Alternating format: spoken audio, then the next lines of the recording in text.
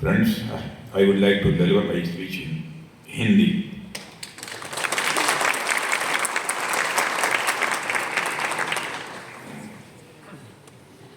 Director IIT Kanpur, Premanandi Agarwal, Secretary Defense Production, Sanjeev Kumar, Secretary DD R&D, and Chairman DRDO, Dr. Sameer V. Kamath, Professor Braj Bhushan, Deputy Director, Professor Amin Karkare, Dean of Resources and Alumni, respected faculty and government officials, respected alumni, young entrepreneurs और मेरे प्रिय छात्रों, सबसे पहले मैं आप सभी को साइंस और टेक्नोलॉजी के इस मंदिर में Indian institute of technology Kanpur के 65th फाउंडेशन डे पर हार्दिक बधाई देता हूं।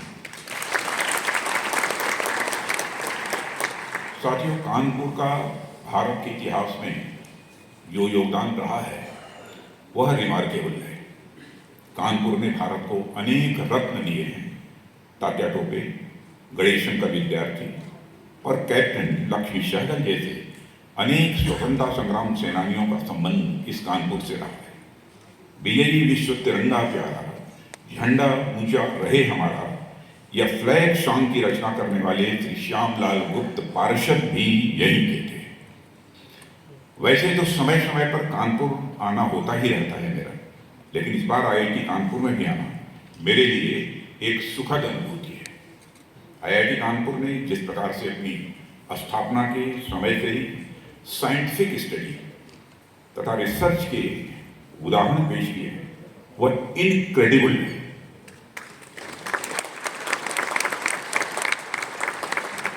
साथियों, अभी हाल के कुछ कामों की मैं चर्चा करूं तो कोविड-19 के दौरान आपने जो सूत्रा मॉडल डेवलप किया उसने इस पैंडेमिक की सटीक भविष्यवाणी करने में महत्वपूर्ण भूमिका निभाई थी।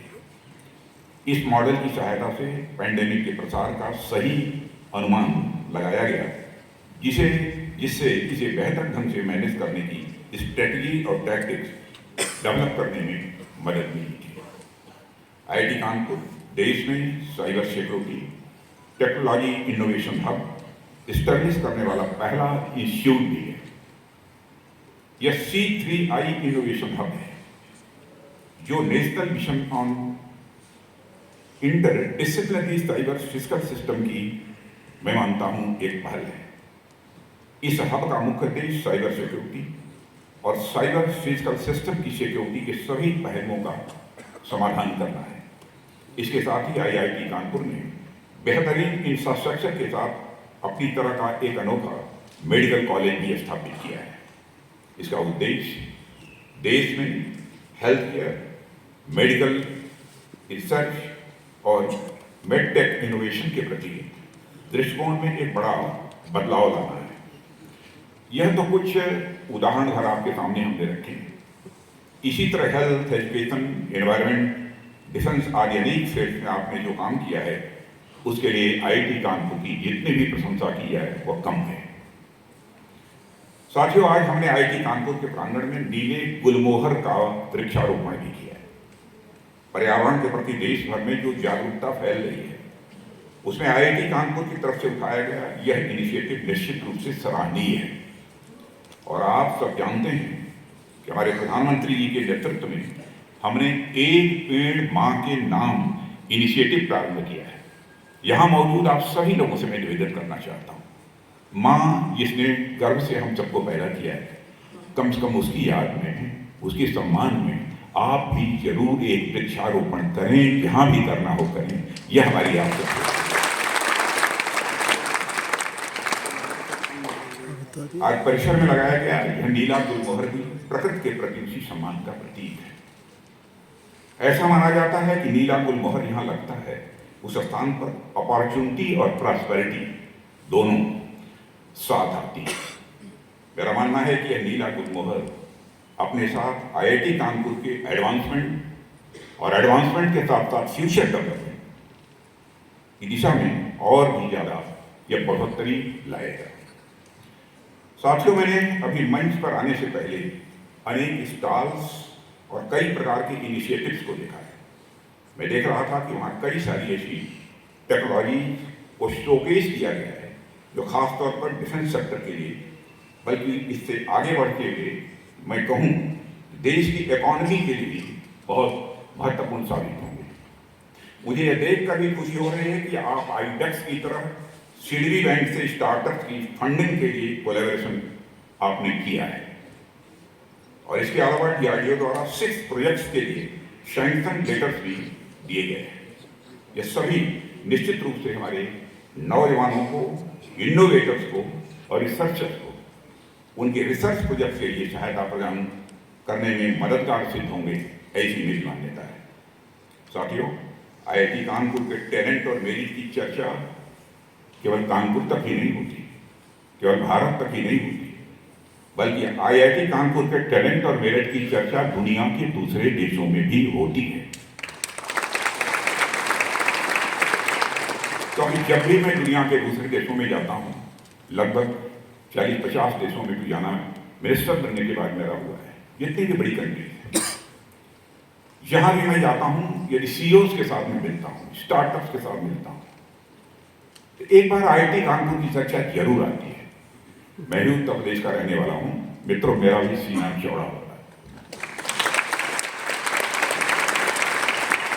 आज जब मैं यहाँ आया हूँ तो मैं आप सबके टैलेंट को प्रत्यक्ष रूप से मैं देख पा रहा हूँ। मुझे पता है कि आपके गांव में, आपके घर परिवार में, आपके समाज में बच्चों के पढ़ने के लिए आपका उदाहरण लिया जाता होगा और जो घर के आपके माता पिता होंगे, सगे संबंधी होंगे, वो जरूर कहते होंगे कि हमारा बेटा आईआईटी कानपुर में पढ़ता है। बच्चों से कहा जाता होगा कि देखो, यह भैया तो आईआईटी कानपुर में चले गए, यह बहन आईआईटी कानपुर में चली गई, तुम्हें भी उनके जैसा बनना है, तुम्हें भी आईआईटी जाना है। मुझे याद है कि जब मैं उत्तर प्रदेश का शिक्षा मंत्री था, उस समय एग्जामिनेशन के समय स्कूल्स और कॉलेजेस में कॉपी नकल बहुत ज्यादा होती थी। यार उस समय का कोई बैठा है कि नहीं था, नहीं कह सकता। उसे रोकने के लिए हमने एंटी कॉपिंग एक बिल भी लाया था, ताकि एग्जाम्स को बच्चे ठीक तरीके से पास कर पाएं और वही पास कर पाएं जो सचमुच डिजर्व है। क्योंकि उस समय जब मैं एजुकेशन मिनिस्टर बना था तो रिजल्ट्स जो आते थे 75%, 76%, 80%। और बच्चों से जब भी मैं बात करता था तो उस समय मुझे नहीं लगता था, जानकारियां जो प्राप्त होती थी कि मास कॉपिंग हो रही थी और उसी के परिणाम स्वरूप इतने बच्चे पास हो रहे। बहुत टफ स्टेप था, लेकिन फॉर्मली उस स्टेप को मैंने उठाया और आपको जानकर आश्चर्य होगा कि उस समय रिजल्ट 14% आया था एंटी कॉपिंग ऑर्डिनेंस लागू करने और मुझे गालियां भी खूब पड़ी। जिस दिन रिजल्ट निकला उस पेपर को सारे बच्चे गाली देते हुए मुझे अपने पैरों से रौंद रहे। सच्चाई यह है कि कॉपिंग से हम बच्चों को पास कराकर हम भीड़ इकट्ठा नहीं करना चाहते, बल्कि हमने बच्चों के टैलेंट को निखारना था, यह हमारा उद्देश्य था। अपने लंबे राजनीतिक जीवन में विभिन्न जिम्मेदारियों को निभाते हुए मैंने जो कुछ भी अच्छे काम किए होंगे, मैं मानता हूं और मुझे इस बात की संतुष्टि है कि एंटी कॉपिंग एक्ट उनमें से एक है।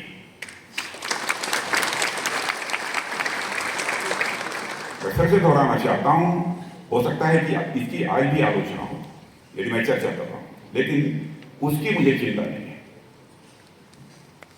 बच्चे देश के भविष्य, देश के निर्माता हैं।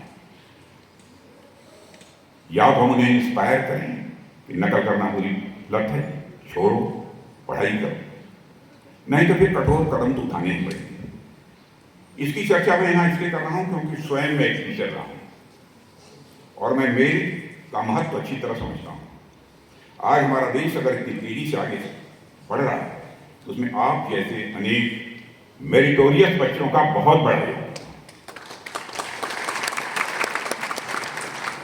साथियों, आजादी के बाद जब देश में आईआईटी की स्थापना की जा रही थी तो उस समय हमारे देश की शिक्षा की स्थिति जैसी होनी चाहिए थी नहीं थी, यानी अच्छी नहीं।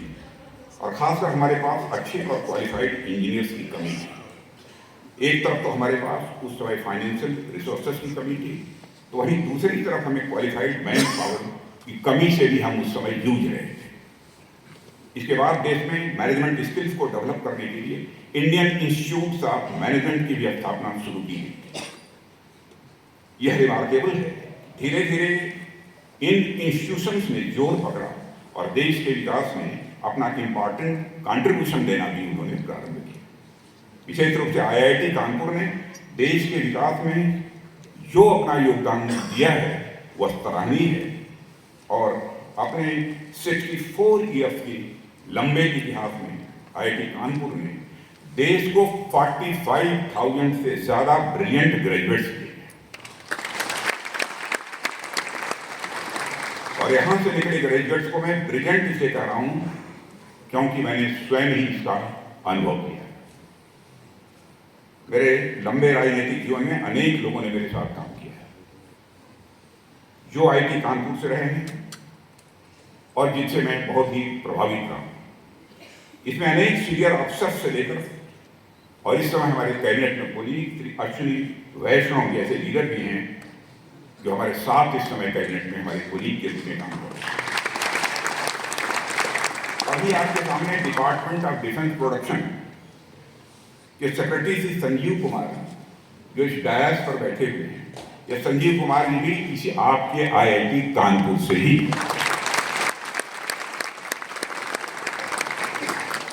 और इस समय सेक्रेटरी डिफेंस प्रोडक्शन है और इनका जो टैलेंट है उसका लाभ हमारी डिफेंस मिनिस्ट्री को मिल रहा है। और यहां पर मैं देख पा रहा हूं कि इस संस्थान के अनेक ऐसे एलुमनी बैठे हुए हैं। आज IIT कानपुर के अनेक एलुमनी को ही सम्मानित किया गया है। मैं देख रहा था कि awards academic excellence, professional excellence, entrepreneurship, management और ह्यूमैनिटी इस सर्विस के लिए दिए जाएंगे, यह मुझे बताया गया है। साथियों, ये अवार्ड्स आपकी मेहनत और लगन, आपकी प्रतिबद्धता, आपके कमिटमेंट को रिकॉग्नाइज करते हैं। आपको सम्मानित करना, इस इंस्टीट्यूट के लिए स्वयं सम्मानित होना है। मैं सभी अवार्डीज को अपनी तरफ से विशेष बधाई देता हूं जिनको कि अवार्ड दिया जाता है। मुझे विश्वास है कि आप सभी इसी तरह लगातार राष्ट्र के हित में काम करते हैं।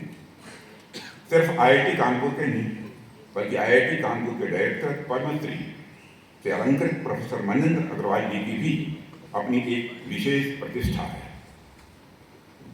मैथमेटिक्स के फील्ड में इनका खुद का एक बहुत बड़ा कंट्रीब्यूशन रहा है और मुझे बताया गया है कि इन्होंने अपनी टीम के साथ मिलकर सदियों से चली आ रही एक मैथमेटिकल प्रॉब्लम जो कि किसी नंबर के प्राइम होने या न होने से रिलेटेड थी, उसके मॉडर्न वर्जन का सॉल्यूशन प्रोवाइड किया है।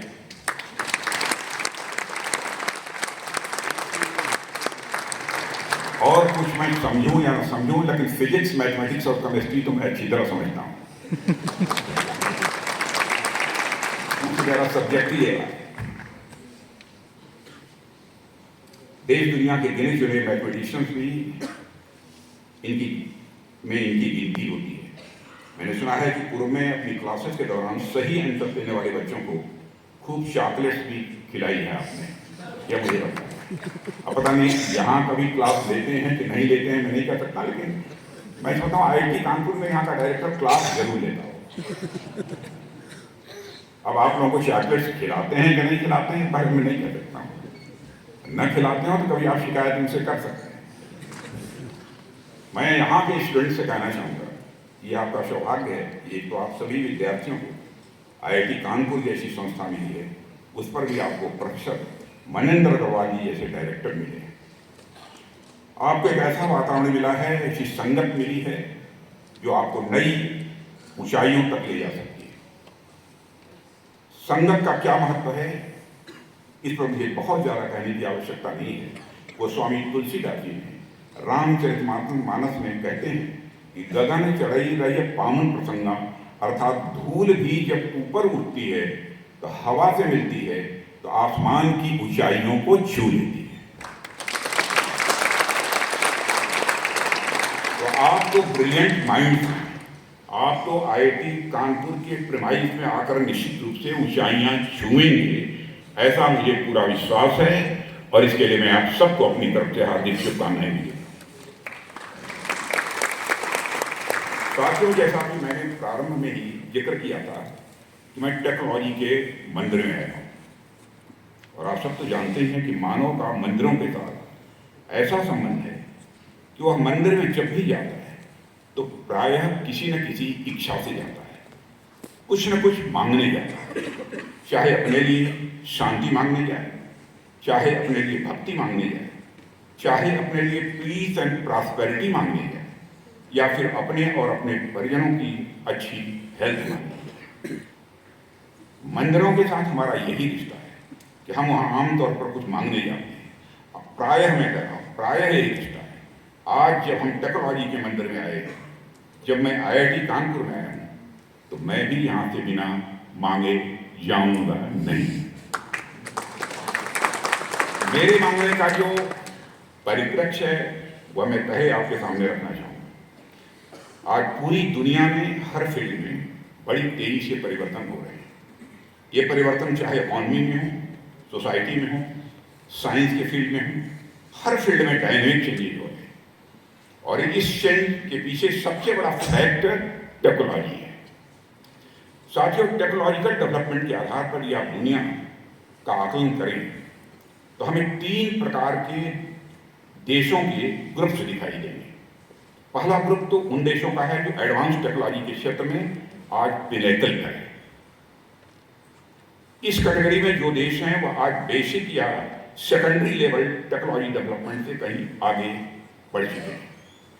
उनके पास रिसर्च एंड डेवलपमेंट का सर्वश्रेष्ठ इन्वायरमेंट है, और यही इन्वायरमेंट इन देशों को रोज नए फ्रंटियर अचीव करवा रहा है। इनोवेशन के दम पर यह देश आज साइंस एंड टेक्नोलॉजी के क्षेत्र में शीर्ष स्थान प्राप्त किए हुए हैं। इन देशों के पास यूएसए, साउथ कोरिया और इजराइल जैसे देशों को आप रख सकते हैं, इनका नाम ले सकते हैं। दूसरी तरफ एक दूसरा ग्रुप है जिसमें यूरोप के देशों का एक बहुत बड़ा समुदाय है। हालांकि यूरोप साइंस एंड टेक्नोलॉजी के क्षेत्र में काफ़ी डेवलप्ड है, लेकिन उनकी टेक्नोलॉजिकल डेवलपमेंट अब स्टैग्नेशन को प्राप्त हो चुकी है। पिछले कुछ वर्षों से कुछ अपवादों को छोड़ दें तो हाई एंड टेक्नोलॉजी में यूरोप कंपैरेटिवली उतनी प्रगति नहीं कर रहा है जितना कि लोगों ने पहले सोचा था। जब मैं टेक्नोलॉजिकल डेवलपमेंट की बात कर रहा हूं तो मैं सिर्फ डिफेंस सेक्टर की बात नहीं कर रहा हूं, बल्कि मैं artificial intelligence, quantum computing, biotechnology, communication, आज इन सभी की बात आपसे कर रहा हूं। इन 2 कैटेगरीज के अलावा एक और बड़ी कैटेगरी अब नेशंस है जो हमारे जैसे मिडिल इनकम कंट्रीज की है। इस ग्रुप के देश एक प्रकार से टेक्नोलॉजिकल टेक ऑफ के स्टेज पर है। भारत को हम इसी तीसरे समूह में रख सकते हैं। हम अभी टेक्नोलॉजिकल एडवांसमेंट में टॉप पोजीशन हासिल करने की ओर बढ़ रहे हैं, और मैं तो कहना चाहता हूं हम तेजी से आगे बढ़ रहे हैं। यहां मैं यह बताना चाहता हूं कि अभी हमारी कैपेबिलिटीज को आगे बढ़ाने का बहुत स्कोप हमारे पास है, और सिर्फ स्कोप ही नहीं है बल्कि इसके लिए सफिशिएंट कंडीशंस भी हमारे पास अवेलेबल है।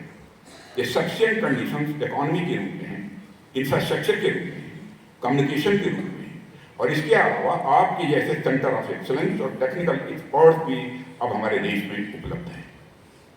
उड़ान तो हमने भर ली है, प्रश्न अब सिर्फ ऊंचाइयों को छूने का है। कितनी जल्दी अब हम कितनी ऊंचाई तक पहुंच सकते हैं, यही प्रश्न है। तीसरे कैटेगरी से उठकर पहली कैटेगरी तक पहुंचने की यात्रा हम कितनी जल्दी पूरी करते हैं, यही सबसे बड़ा प्रश्न है। दुनिया के सामने ऐसे अनेक उदाहरण हैं जहां हमने अपनी इनोवेशन और प्रोग्रेस को प्रूव किया है, चाहे वो हमारी आईटी इंडस्ट्री हो, सैटेलाइट्स हो, या 5G नेटवर्क की शुरुआत हो। ऐसी अनेक चीजें हैं जिसे मुझे यहाँ पर आप सबके सामने गिनाने की जरूरत नहीं है, लेकिन हमें यहाँ पर रुक नहीं जाना है, क्योंकि एक नई फ्रंटियर एक नए फ्रंटियर्स रोज खुलते जा रहे हैं। उदाहरण के लिए आप आर्टिफिशियल इंटेलिजेंस को देखिए, दुनिया के अलग अलग देशों में इस टेक्नोलॉजी और इसके एप्लीकेशन को लेकर कॉम्पिटिटिव माहौल बना हुआ है। पूरी दुनिया इसको एक प्रायोरिटी सेक्टर मानते हुए इसमें एक्सपर्टीज हासिल करना चाहती है। अब ऐसे कॉम्पिटिटिव ग्लोबल सिनेरियो में हमारे देश के लिए ये बहुत ही आवश्यक है कि हम इन हाई इंटेक टेक्नोलॉजी पर शुरुआत से ही पकड़ लगाएं, ताकि हम अपने पोटेंशियल को पूरी तरह से रियलाइज कर पाएं और देश की प्रोग्रेस में इनका कंट्रीब्यूशन इंश्योर करा पाएं। जाहिर सी बात है कि इसमें आप जैसे इंस्टीट्यूट का बहुत महत्वपूर्ण योगदान होने वाला है, ऐसा मैं मानता हूँ। और मैं जिस इंस्टीट्यूट में यहाँ पर खड़ा हूँ, यह कोई साधारण इंस्टीट्यूट नहीं है, बल्कि यह स्वयं में एक एकेडमिक इंजन है। IIT कानपुर यदि प्रयास करे तो भारत को इस कंपटीशन में एक डायनेमिज्म प्रोवाइड कर सकता है, ऐसा मेरा मानना है। अब मैं देश का रक्षा मंत्री होने के नाते आप सभी से डिफेंस इकोसिस्टम में टेक्नोलॉजी के बढ़ते हुए रोल पर भी कुछ बातें करना चाहूँगा। पूरी दुनिया में जिस तरह से वार और कॉन्फ्लिक्ट की सिचुएशन बनी हुई है, उसके बारे में आप सब अच्छी तरह जानते हैं। आप सब ये भी जानते हैं कि वार एंड कॉन्फ्लिक्ट में टेक्नोलॉजी के नए रूप भी हमें देखने को मिल रहे हैं। विभिन्न प्रकार की नई टेक्नोलॉजी जैसे drones, laser weapon, cyber warfare, precision guided missiles और हाइपरसोनिक मिसाइल्स आदि का इस्तेमाल तेजी से बढ़ता जा रहा है। इस टेक्नोलॉजी ओरिएंटेड वारफेयर ने युद्ध को और अधिक घातक बना दिया है। स्थिति यहां तक पहुंच गई है कि स्पेस वारफेयर की बातें भी अब होने लगी। इसलिए मेरा मानना है कि हमें भी in modern cutting edge technology के डिफेंस एप्लीकेशन पर ध्यान देने की आवश्यकता है। कुछ ऐतिहासिक कारणों से इस क्षेत्र में एक क्रिटिकल गैप रह गया था, उसको जल्दी से जल्दी हमें भरने की आवश्यकता है। रक्षा क्षेत्र में सेल्फ रिलायंस हासिल करने की राह में भी सबसे बड़ी बाधा आज हमारे लिए यही है, कुछ हाई एंड टेक्नोलॉजी जो डिफेंस इक्विपमेंट के लिए जरूरी होती हैं, उनको हमें मजबूरी में विदेशों से खरीदना पड़ता है। अब ऐसे दौर में सेल्फ रिलायंस की और तेजी से लगातार आगे बढ़ पाना भी अपने आप में एक बहुत बड़ा चैलेंज होता है। लेकिन वह चैलेंज ही क्या जिसे IIT कानपुर में एक्सेप्ट न किया जाए। आप टेक्नोलॉजी के क्षेत्र में आए हुए हर चैलेंज को एक्सेप्ट करते हैं, इसीलिए तो आप IIT कानपुर हैं। आपकी प्रतिभा का लोहा पूरी दुनिया मानती है, इसीलिए आप IIT कानपुर हैं। आप भारत में टेक्नोलॉजिकल रिवॉल्यूशन लाने का काम कर रहे हैं, इसीलिए आप IIT कानपुर हैं।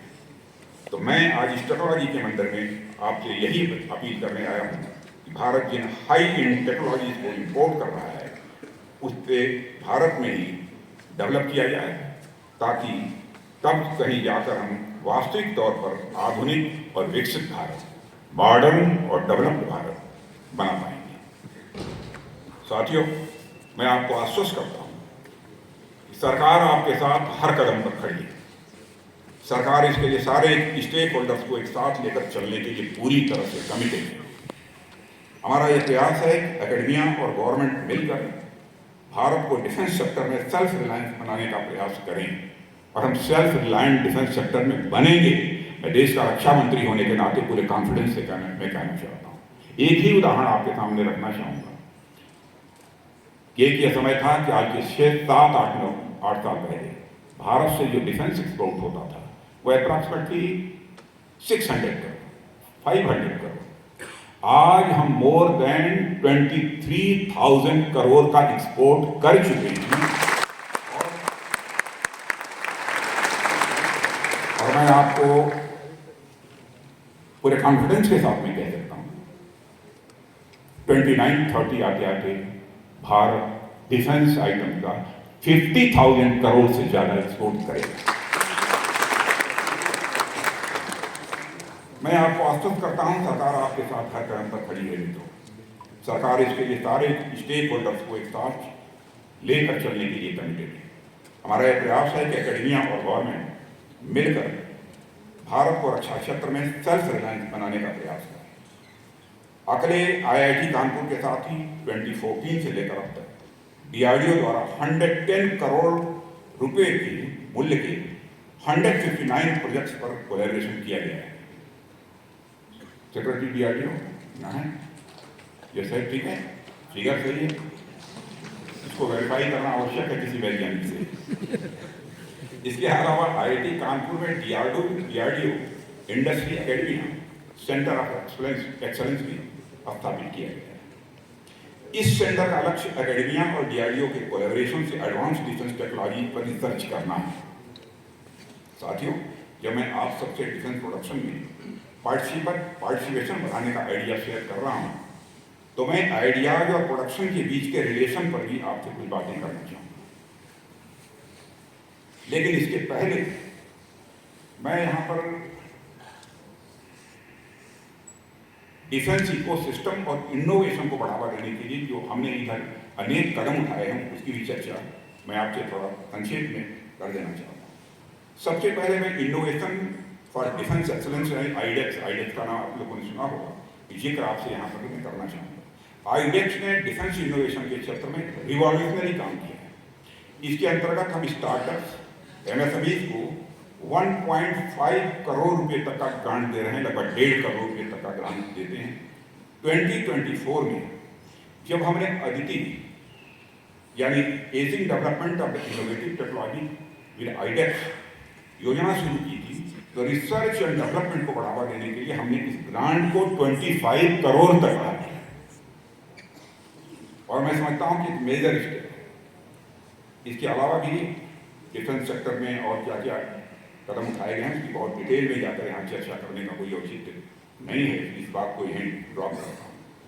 साथियों, मेरा यह मानना है कि किसी भी प्रोडक्शन प्रोसेस के 3 पार्ट होते हैं। पहला आइडिया, यानी क्या करना है। दूसरा एप्लीकेशन, यानी उस आइडिया को धरातल पर लाना। और तीसरा प्रोडक्शन, यानी एप्लीकेशन के द्वारा उस आइडिया को फाइनल टच प्रदान करना। IIT कानपुर की बड़ी भूमिका आइडियाज को इंक्यूबेट करने में होती है, परंतु मैं समझता हूं कि आपको सिर्फ यहीं पर नहीं रुक जाना है, बल्कि इससे आगे भी आपको इस पूरे चेन रिएक्शन में अपनी महत्वपूर्ण भूमिका निभानी है, ऐसा मेरा मानना है। मुझे पूरा विश्वास है कि आप यह काम कर सकते हैं। वैसे तो आपने अब तक टेक्नोलॉजी के क्षेत्र में अच्छा खासा काम किया है, लेकिन अब आपको इससे भी कहीं आगे बढ़कर सोचने की आवश्यकता है। मतलब जब आपको ऐसे आइडिया डेवलप करने होंगे जिसकी अभी हमें आवश्यकता है, तो दिख नहीं रही, लेकिन वह चीजें डेवलप होने के बाद वास्तव में हमारे लिए आवश्यकता बन गई। अब आपको ऐसे ऐसे आइडिया लाने हैं जो हमारी जरूरत बन जाए, हमारे फोर्सेस को ऐसा लगे आपके इस टेक्नोलॉजिकल सपोर्ट के बिना तो अब हम अधूरे हैं। साथियों, मैं चर्चा कर रहा था डॉक्टर मनिंदर अग्रवाल से आर्टिफिशियल इंटेलिजेंस के बारे में।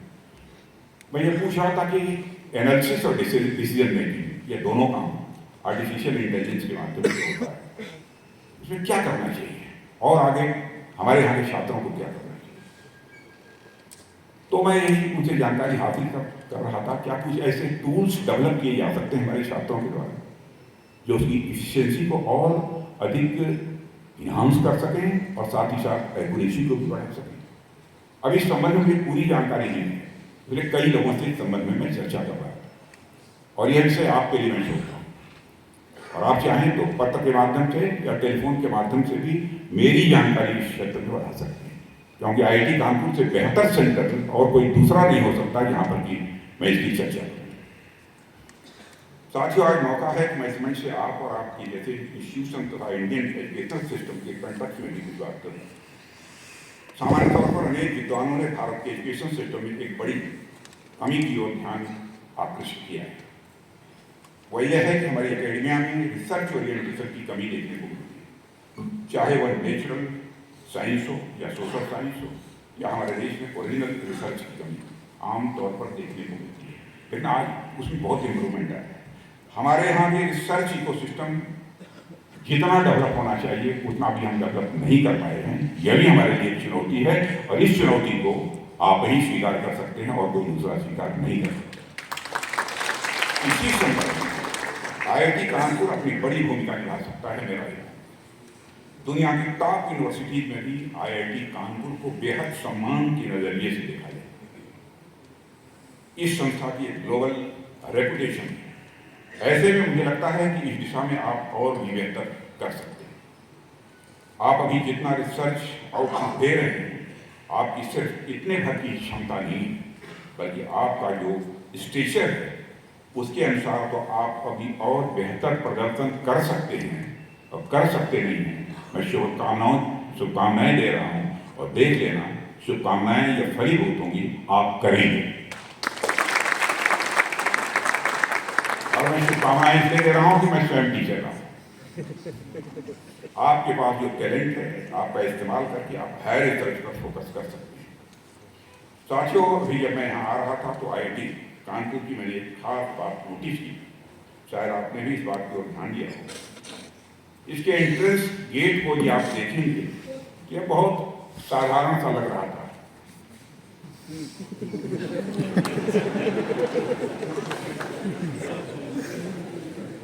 लेकिन जैसे जैसे अंदर में घुसता चला गया, आपको physical infrastructure, labs, ground, classroom जैसे कुछ बेहतर इंफ्रास्ट्रक्चर और नॉलेज का एक बेहतरीन इन्वायरमेंट हमको मिलने लगा। मेरी समझ में इंसान को भी ऐसा ही कुछ होना चाहिए जैसा IIT कानपुर है।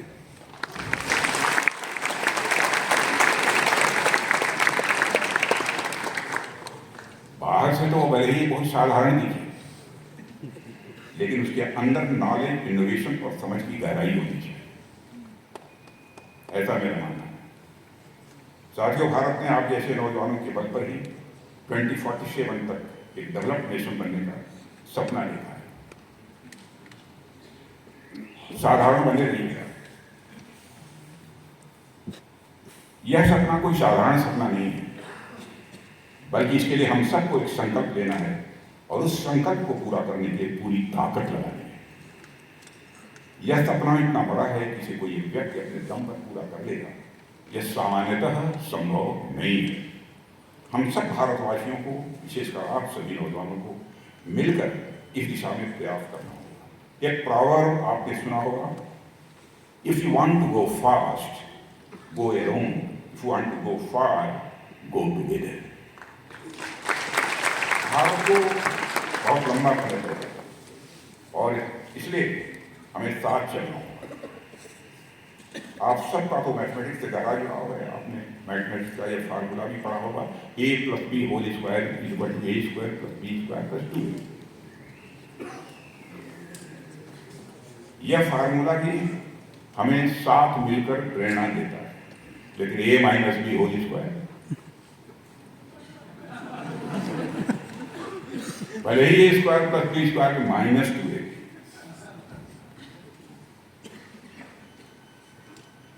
बड़े मन से काम करने की जरूरत है। मेरे रिसर्चर्स को मैं कहना चाहता हूं, नौजवानों को। अटल बिहारी वाजपेयी जी कहा करते थे, छोटे मन से कोई बड़ा नहीं हो सकता, टूटे मन से कोई खड़ा नहीं।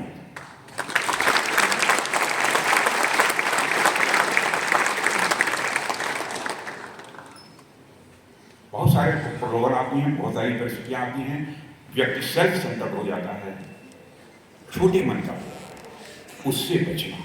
मैं टीचर हूं, इसलिए संदर्भ बात नहीं। बहुत बड़े बड़े चैलेंजेस जिंदगी में आएंगे, लेकिन घबराना मत।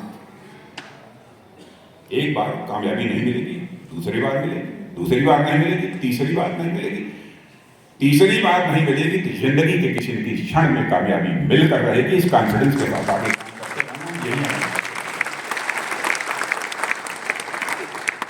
मन कभी छोटा मत करना, मन कभी छोटा मत करना। छोटे मन से, जैसा मैंने कहा ना, कोई बड़ा नहीं हो सकता। मेरे बच्चों, छोटा मन कभी मत करना। परिस्थितियां ऐसी पैदा होती हैं कि व्यक्ति सोचता है, सेल्फ सेंटर हो जाता है कि हम ये कर लेंगे, वो कर लेंगे, फला का नुकसान हो जाए, अच्छा है, लेकिन इससे बचना, इस फीलिंग से। मेरी जिंदगी का अनुभव है, ये बहुत ही घातक है। बहुत ही घातक है। और जितना ही आपका मन बड़ा होता चला जाएगा, जीवन में उतने ही सुख और आनंद की अनुभूति तुम करते चले जाओ। मैथमेटिकल इक्वेशन में कहना हो तो मैं कह सकता हूं, मान लो थोड़ी देर के लिए मन इज ए सर्कल, मन एक वृत्त है। तो मैथमेटिकल इक्वेशन में इसे कहना हो तो कह सकते हैं सर्कमफरेंस ऑफ मन is directly proportional to the magnitude of सुख। सर्कमफरेंस ऑफ मन is directly proportional to the magnitude of आनंद। सर्कमफरेंस ऑफ मन is directly proportional to the परमानंद, यानी परमात्मा की भी प्राप्त हो सकती है बड़े मन वाले व्यक्ति।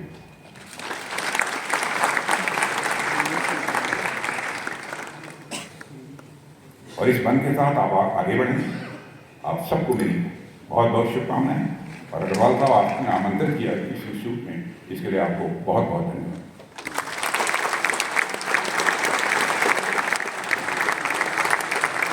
Thank you.